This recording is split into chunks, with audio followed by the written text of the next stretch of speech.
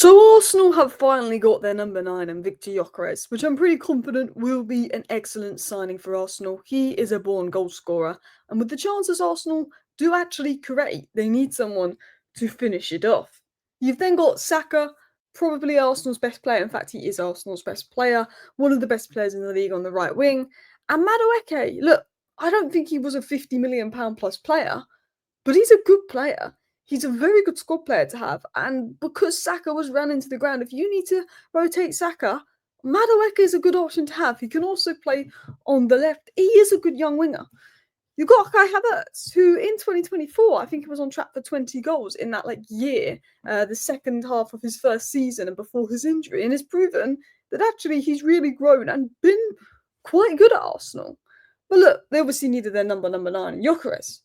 They've got Max Downman and Ranieri, which are two incredible talents that can play centrally, can play slightly out to the wide, and they're good options to have for depth because they're young talents that have proven that, they're somewhat capable. They then have the skipper, Martin Odegaard. Wasn't good enough last season.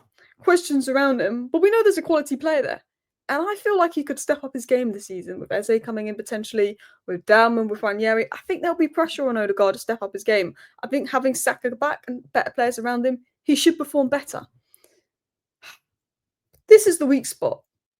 Martinelli and Trossard are not title-winning left wingers. I know Martinelli showed you something in 22-23, and they're good options to have, and they're good depth options to have.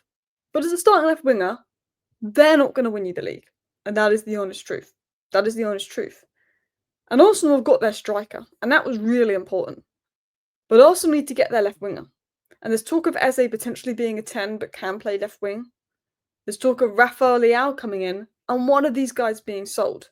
So we're going to talk about Arsenal, because Arsenal have some ambition to go get their left winger. We're going to talk about the transfer news. We're going to talk about why Eze, Leão and Gyökeres would make Arsenal a title-winning side. Gyökeres is a great signing. Arsenal having all the players back from injury is great. Good. You've got an unbelievable midfield. I think Subamende will probably be the signing of the summer. I honestly think he could be the signing of the summer. Unbelievable defence. We know how good Arsenal's defence is, but attacks let them down.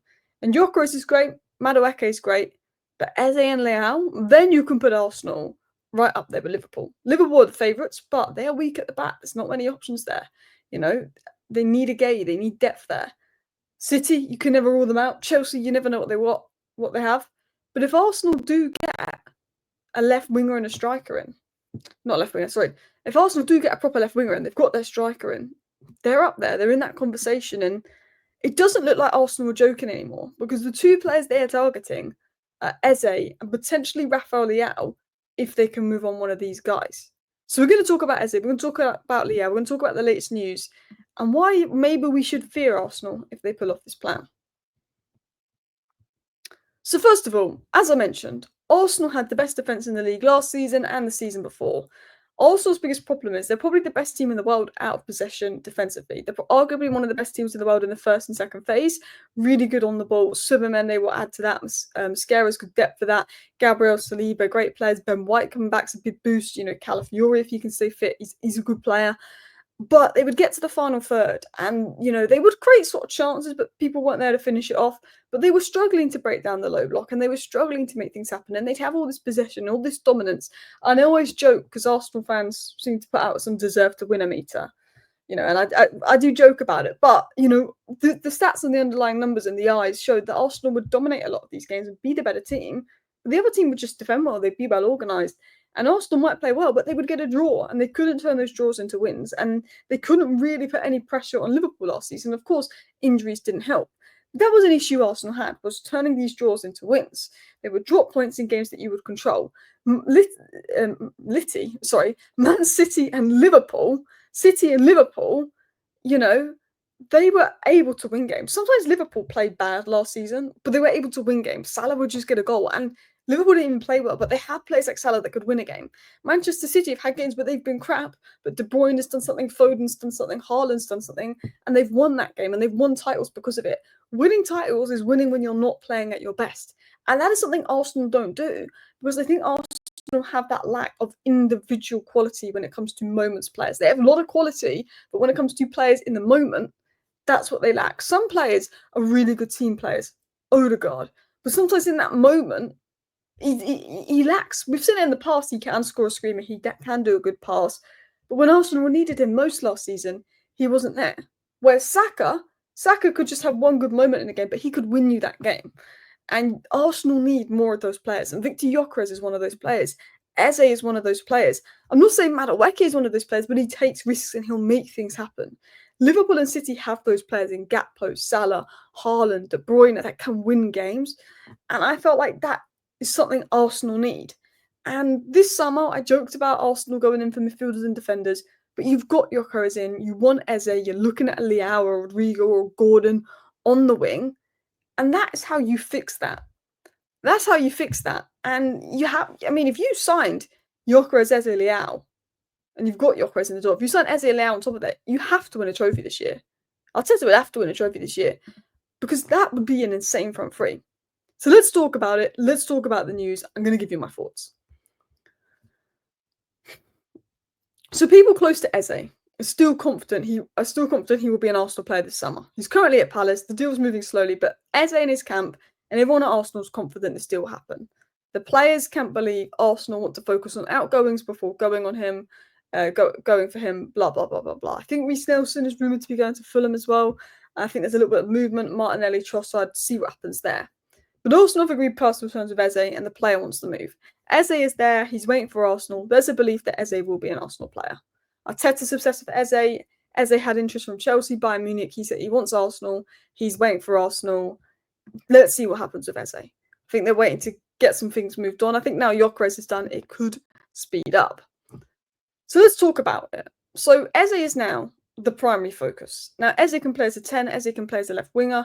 Eze is a great option. He can be the left-sided 10 as well, and he will really help Arsenal on that left-hand side, where I don't think the dynamics have been good as their dominant right-hand side. We saw not so much last season because of injuries, but the season before, how Ben White, Odegaard and Saka, that right-hand triangle was so good for Arsenal, and they couldn't quite create that on the left. And, Martinelli had a good 22-23 season, but then struggled there onwards.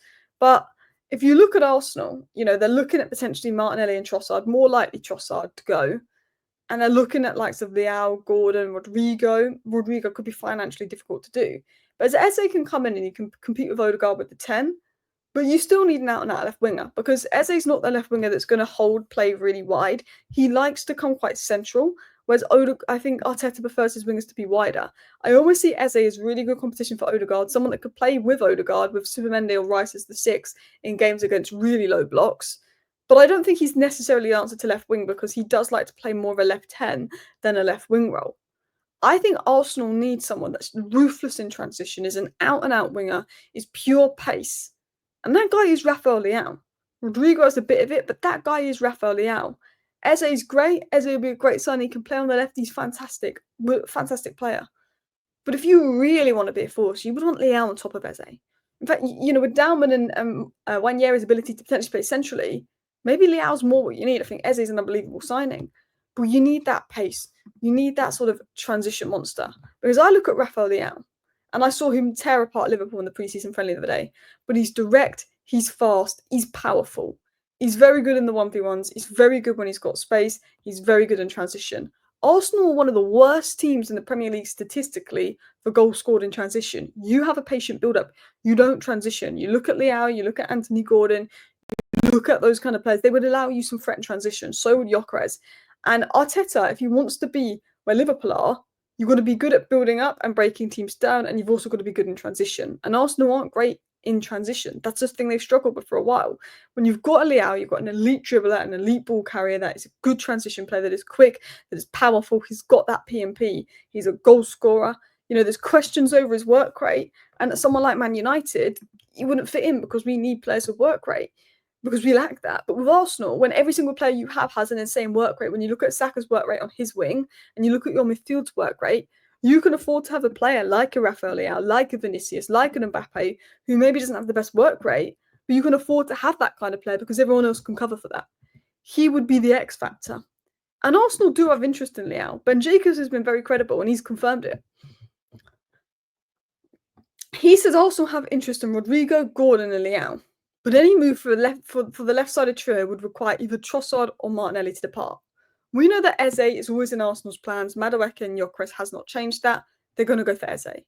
But if they want to get Leão on top of Eze, And that would put Arsenal, you could argue, title favourites if Liverpool don't get a centre back because they need one for depth because Konate's injury prone, Gomez is injured, Van Dijk's 34. If you get that, you could argue Arsenal are title favourites and a sale. And there's talk of Trossard leaving. There's a talk of it.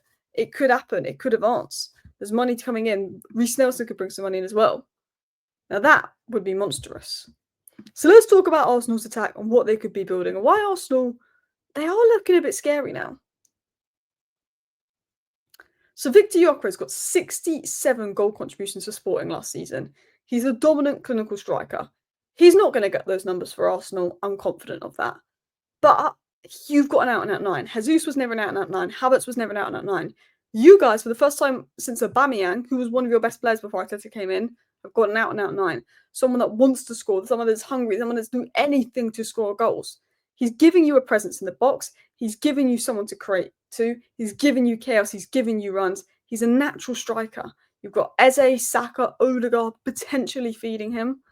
Brilliant. He's going to get service. If Marino got 6 or 7 Premier League goals the second half of the season playing as a striker, Gyökeres is going to feast. If Havertz can get 20 goals in a year in that position, if Marino was getting 6, 7 goals in that position, Gyökeres will get goals. He might not get the goals he gets at Sporting, but he will score. And the thing about Gyökeres is he's good at creating chances for himself. A lot of goals he scored for Sporting last year, he just created it for himself. He didn't really get much service. He just boom, boom, created it for himself. He's an athlete. He'll run. I think he's physically going to be fine in the Premier League. But Gyökeres is in the door, but you still need a left winger. Even with a good striker in the door, I just don't know if Martinelli and Trossard can take you that way. And Eze can play left wing, he can play 10. I think it's someone that can take the burden off Odegaard and compete with Odegaard. But someone like Eze, a bit like Madueke, both top dribblers, both top risk takers, both have a high shot volume. Targeting players that will take on people that dribble, get round players, and get a shot off. Arteta is targeting players that take risks. Arsenal need players that take risks. Odegaard was too passive last year.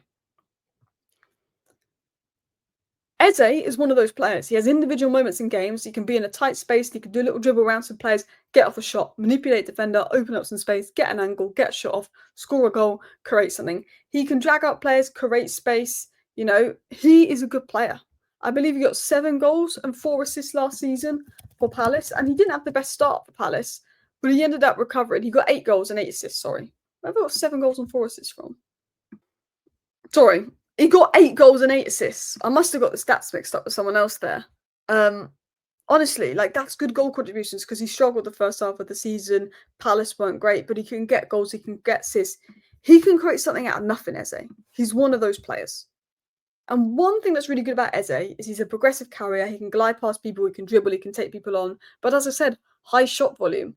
Arsenal just don't have those players that look to get off those shots and win games. Eze is one of those. Madueke is one of those as well. He is unpredictable. He's able to manipulate defenders. And he works well with Gyökeres because Gyökeres likes to drift wide. Gyökeres likes to drift to the left and overload the flank. And Eze can come centrally, draw out players, open up space for Gyökeres to run the channels. Eze is good in tight space. He's good at like manipulating defenders. He's a technical player that makes things happen. You bring Eze in on top of Gyökeres. And then if you sell players and you have the money for Leão, Leão brings transition threat, PMP, natural winger. I think he would work better with an overlapping fullback. But he forces players to double mark him. He's a difficult player, which would open up more space for a Gyökeres. It would open up more space. You know, if you've got a player, the thing when you play Arsenal is opposition will focus on Saka a lot and they'll give Martinelli more space. But if opposition have to focus on Leão and Saka, they have to split those responsibilities and naturally more space will open up for other players. If you've got to double mark Leão, you don't have the space to double mark Saka. All of a sudden, Saka might stop being double marked. And you then got Gyökeres. You know, they've got 3 attackers in Leão or Eze or Gyökeres and Saka to be worried about. So you can't just double mark Saka out of the game and ignore the rest. You know, it will be more difficult for teams coming up against Arsenal. And I think like now, Arsenal are addressing their 2 biggest issues if they get that left winger in. Depth, Madueke brings really good depth, but also risk takers. Risk takers is what Arsenal needed. When you look at Downman, Wanyeri, Eze, Leão, Madueke, Havertz, Gyökeres, Saka, if they were your attacking options, that is some unbelievable depth. That is injury cover there for Champions League when you pick up injuries. That means you have to play Saka every single game. Arteta now has players that tactically suit different systems. So we can change it up tactically. Different profiles, lots of attackers, lots of options. You know, this You went and did that. You are title challengers. You are title contenders. You might be title favourites because Arteta needs to stop playing it safe. He needs goals. He needs chaos. And these signings allow that direct, risky. It's not just about controlling games. You've got to kill those games off. And these are players that give you the ability to do that. And that's why Arsenal could be scary if they pull off their plan. Let me know your thoughts down below. Thank you for watching. Bye.